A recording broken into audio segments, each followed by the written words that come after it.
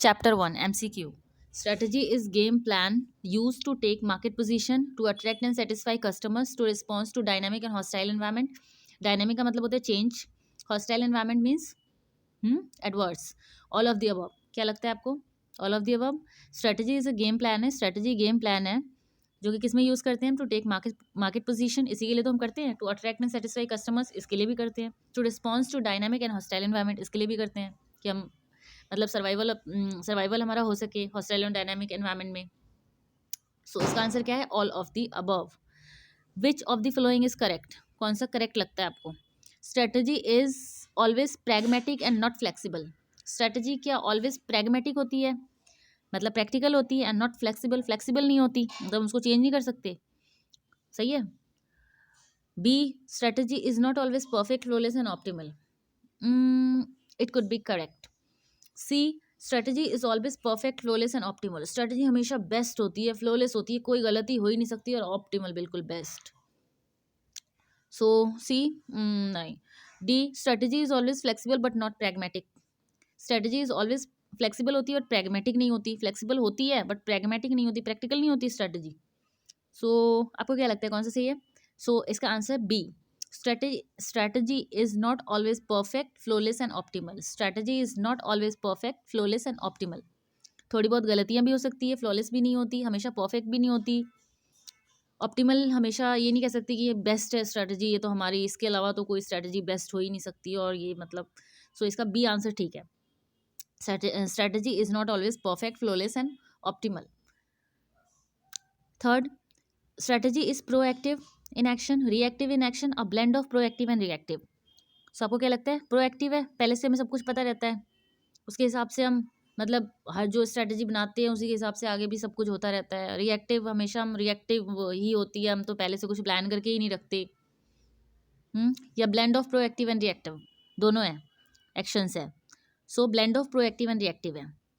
Reactive मतलब कोई problem आती है तो हम उससे एकदम से उस पर रिस्पॉन्स भी करते हैं, और प्रोएक्टिव हम कुछ प्लान भी करके रखते हैं. प्रोएक्टिव का एक एग्जाम्पल ये भी हो सकता है, जैसे हमारा ये फायर एक्सटिंग्विशर जो है, ये हमारा प्रोएक्टिव का एग्जाम्पल हो गया कि हम पहले से ही इसको लेकर के रखते हैं. हम आग लगने का वेट नहीं करते कि एक्सटिंग्विशर बाद में लाएंगे, जब आग लगेगी उस टाइम पे लेकर के आएंगे भाग के. ठीक है, तो पहले से लगा करके रखते हैं. सो ये एग्जाम्पल है प्रोएक्टिव का.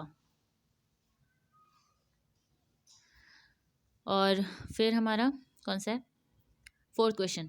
Reactive strategy can also be termed as planned strategy, adaptive strategy, sound strategy, dynamic strategy. Reactive जो आप रिएक्ट करते हैं, एकदम से कोई प्रॉब्लम आई उस पर आपने रिएक्ट किया, कौन सी लगती है? प्लान्ड है ये? नो. अडेप्टिव है? नो. साउंड है? नो. डायनामिक, या it could B dynamic strategy. So reactive strategy मतलब जो आपने पहले स्ट्रेटजी बनाई वो फिट नहीं बैठ रही है, आपने एकदम से रिस्पॉन्स किया, अपनी स्ट्रेटजी चेंज की, उसके अगेंस्ट रिस्पॉन्स किया, जो भी प्रॉब्लम जैसे कोरोना वायरस के हिसाब से हमने किया अपने आप को चेंज, तो हमारी रिएक्टिव स्ट्रेटजी, इसको चेंज स्ट्रेटजी भी बोलते हैं, डायनामिक स्ट्रेटजी भी बोलते हैं. Fifth, formulation of strategies and their implementation in a strategic management process is undertaken by formulation of strategy and their implementation. कौन करता है ये undertake?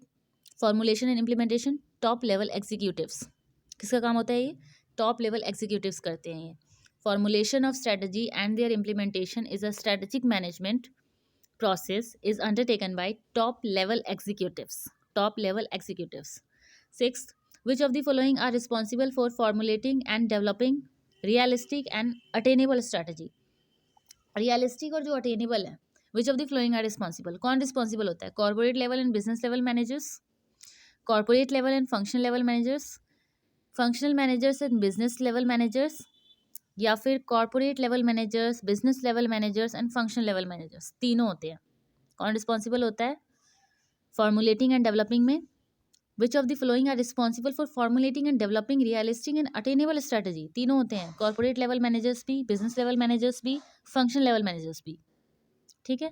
Seventh, which of the following managers role is to translate the general statement या strategy into concrete strategy of their individual business? कौन करता है ये?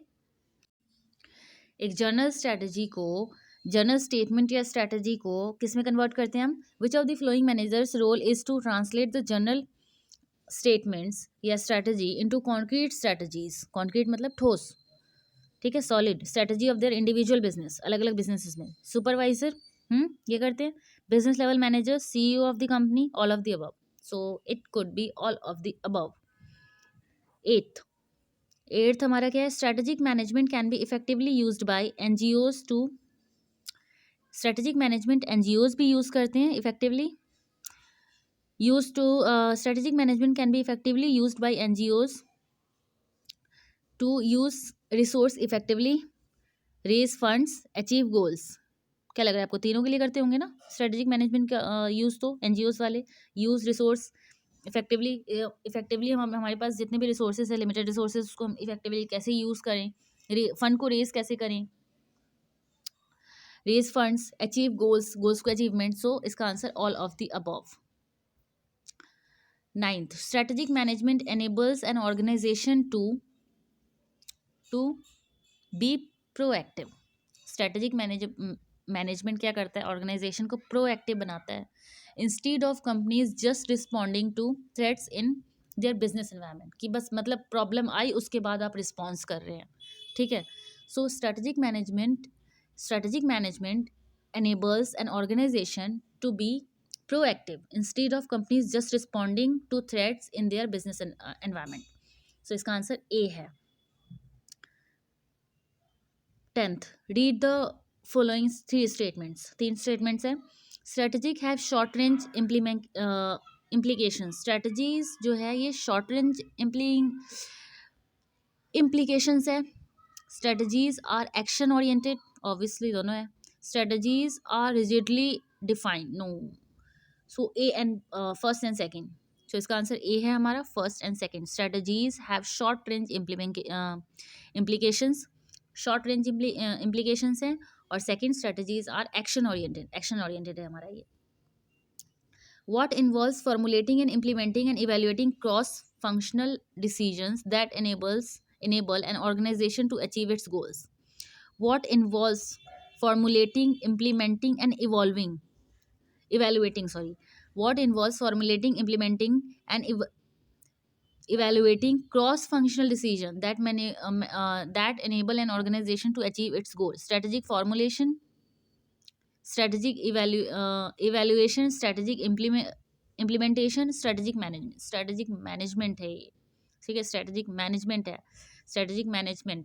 इसमें पूछा what involves formulating, implementing and evaluating cross functional decision that enables an organization to achieve its goals, so strategic management।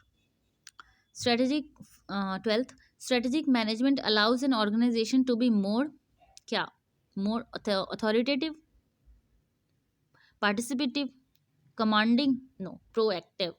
strategic management allows an organization to be more proactive। strategic management क्या करता है, organization को allow करता है to be more proactive। so these are MCQs।